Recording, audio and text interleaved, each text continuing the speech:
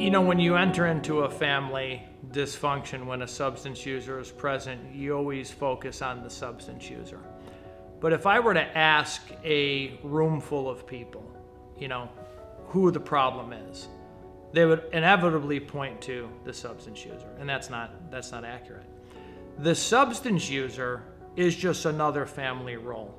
You've got a chief enabler, you've got a hero, you've got a martyr, you've got a scapegoat, you've got a lost child, you have got a family system of dysfunction. And the substance user is always the blame. I guess rightfully so. They're probably causing the most destruction.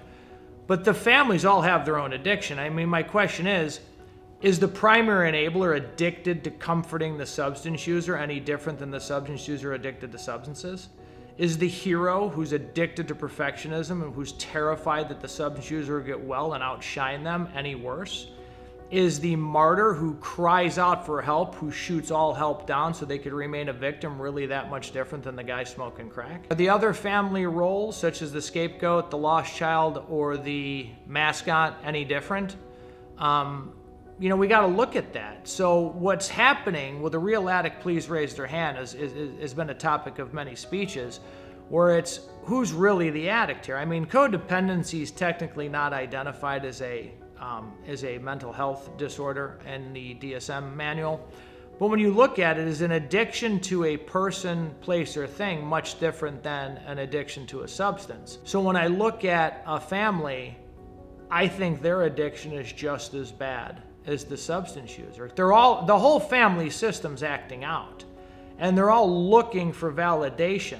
One of the previous questions was, are children affected in a home by substance use? Well, you tell me. That's why they have textbooks written on family systems and roles that develop maladaptively to deal with the lack of attention and love that they feel received from their parental units. Everybody's fighting for attention from the parents, and when they don't get it, they act out. One guy smokes crack or shoots heroin, one wants to be the hero, and everybody formulates a certain way of living to attract that attention. But really, the purpose of that title for those speeches is they're really mad at the primary enabler because the substance user is getting all the attention. They're developing those roles because they see the substance user acting out and getting attention from mom or dad, so they do the same thing in different ways. They don't use substances, but they use behaviors. So will the real addict please raise it? You're all addicts, every single one of you. You just have different drugs of choices.